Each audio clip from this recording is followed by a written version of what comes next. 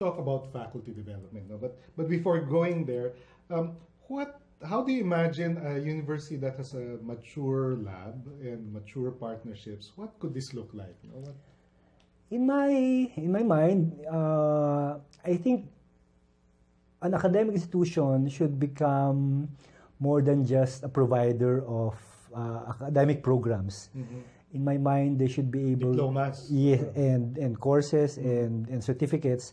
In my mind, they should evolve to become viable, strategic, and really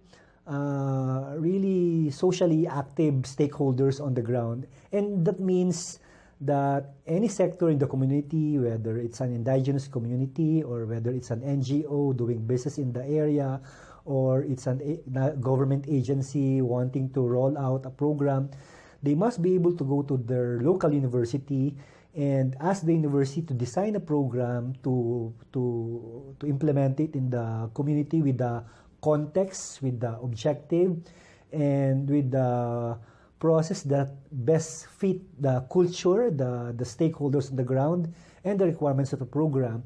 In short, to me, eventually, universities should become hubs for social engagement and should become platform for shared response or collective action to resolve local issues that require local resources, local partners, and the university should become more active in designing that space for them to become critical collaborative partners for multi-stakeholder processes and engagements that lead to, well, better outcomes and better responses to social problems in the communities where they operate. So, for example, in the Philippines, there are parts of the country where there's ISIS presence, terrorist presence, and youth being recruited into violent extremist fronts.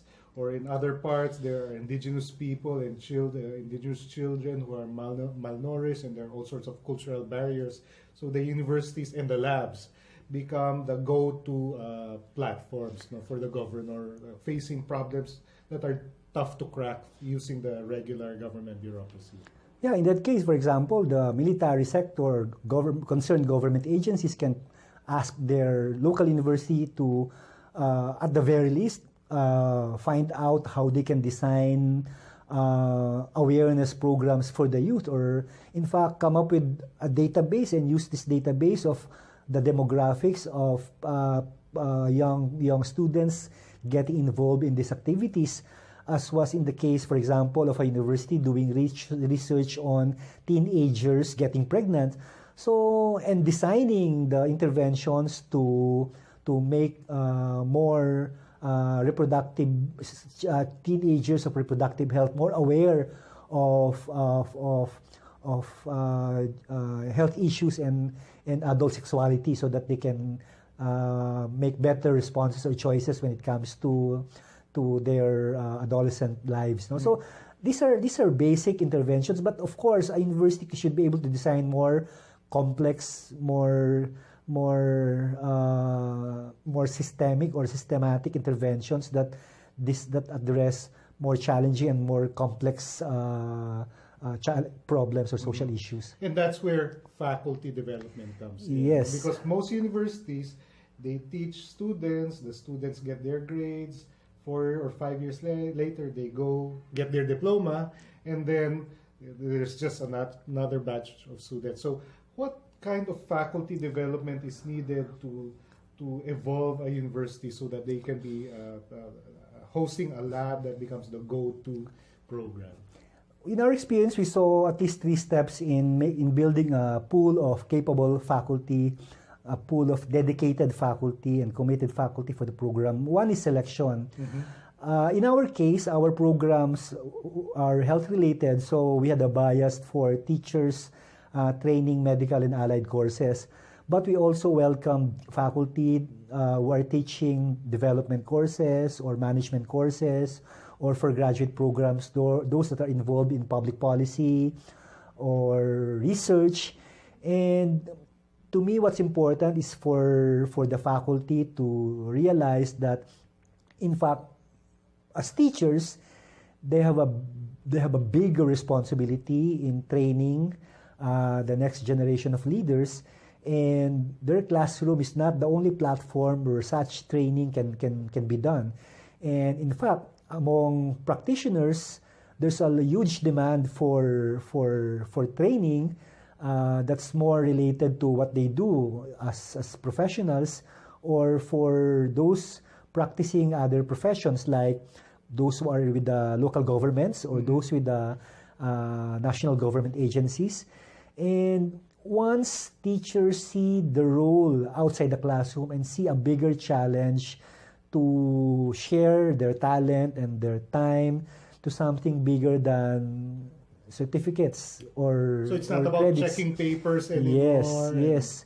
That's a big incentive, and that's a big come on for faculty to become part of the program.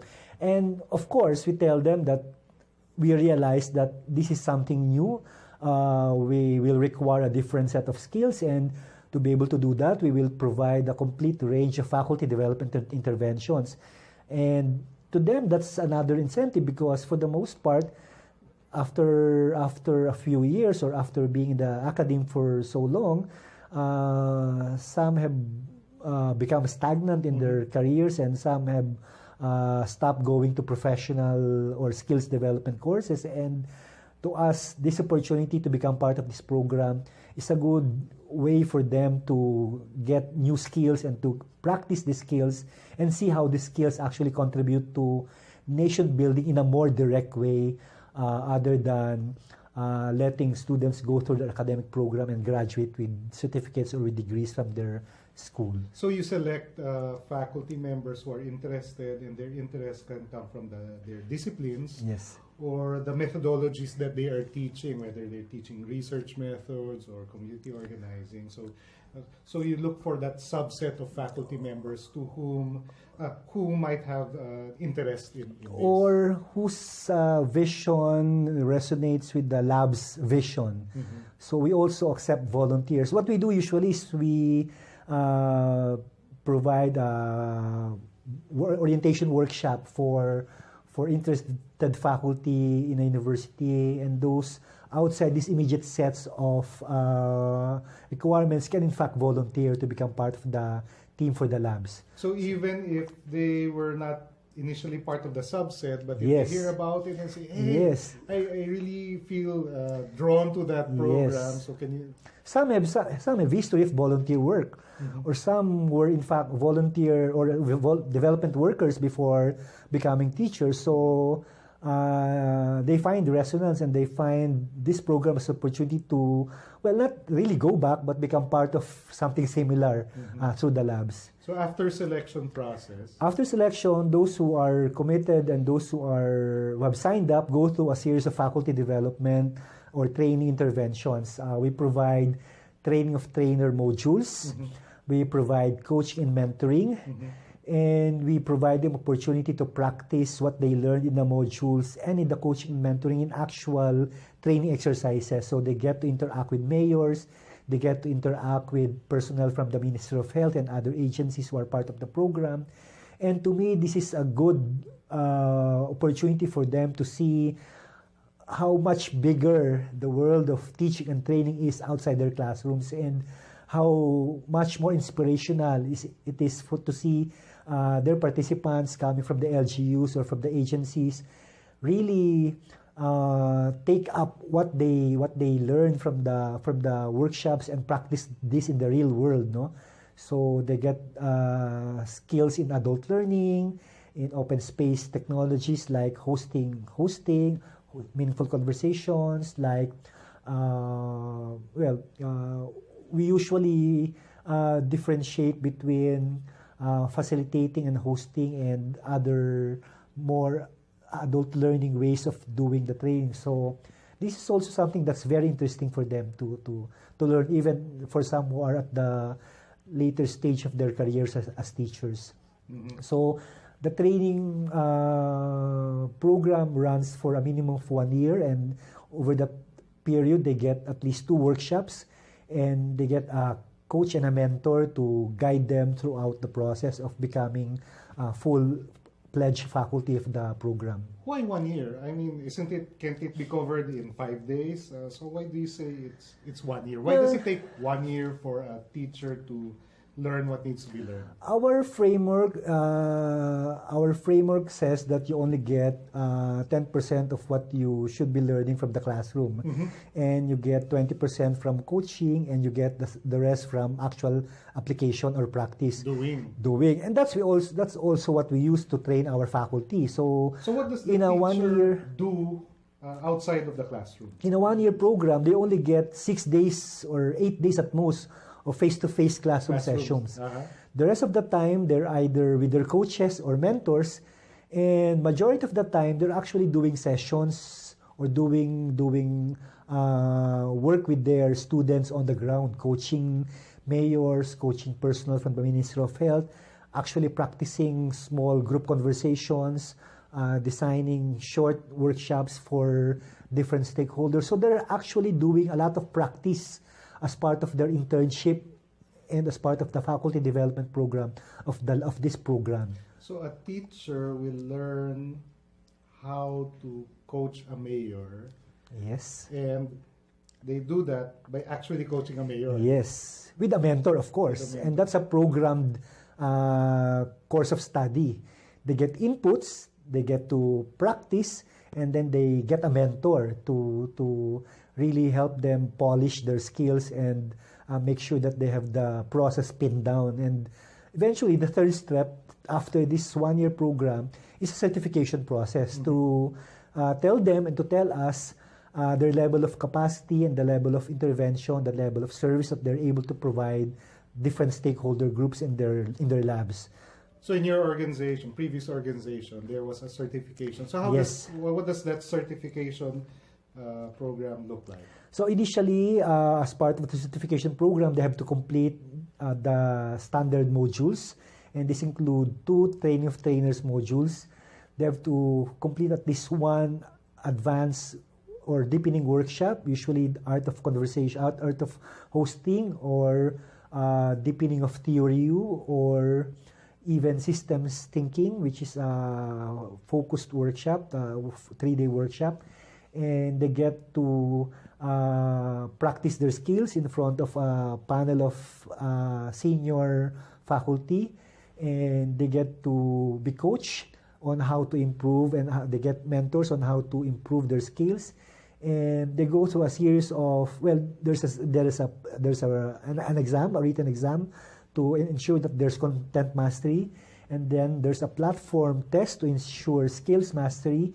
And the higher level of certification requires them to do some design work, which tells us they're able to design anything from a short half-day session to a 3-day module to a 12-month program for any stakeholder that needs a capacity building intervention in the form of training or workshops, coaching, M&E, quality assurance, etc., etc. So there are 3 levels of certification, and the higher levels of certification, of course, requires longer faculty development. So those looking to achieve level 2 or level 3 goes to another year or 2 of the faculty development program to allow them to acquire the skill sets necessary for them to qualify for higher certification levels.